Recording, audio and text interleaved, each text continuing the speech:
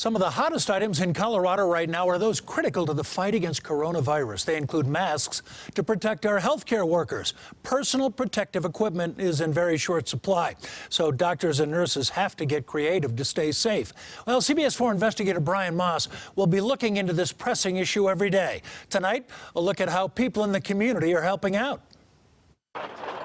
At this Denver axle shop, Steve Scurro heard about the problem. We heard there was a shortage at the fire departments, and so we had some extra ones and we decided to give them some.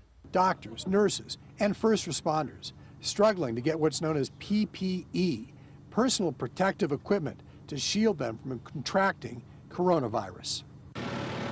Scurro owns this axle shop where his employees use these kinds of masks to protect themselves from inhaling dust and metal flakes. But in a crisis, he figured fire departments could use his extra masks. Together we can all get through this, and I'd rather help than hoard. So he donated 600 masks to the Thornton Fire Department, another 600 to West Metro Fire. Firefighters need them if they respond to a case with a potential coronavirus patient. Thornton Fire says their stock was low and they didn't know if they could get more, so the donation was embraced. Absolutely critical. In West Denver, Dr. Whitney Kennedy said her medical supplier ran out of masks to protect her and her staff from infected patients, so she took another route.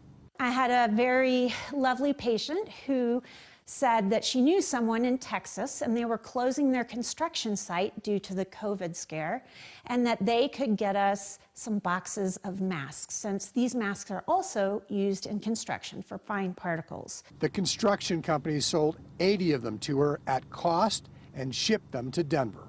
And I truly thought we're out there on the front lines, that Denver, that Colorado, that the nation would have our backs when this came to pass. And I feel like no one has our backs. And Arapahoe County took to social media too to appeal for masks for their healthcare providers. They got 531, but say they need thousands more. And people depend on us. And when you threaten to take us out of commission simply because we don't have equipment, that's heartbreaking. These patients depend on us. I'm Brian Moss, covering Colorado First.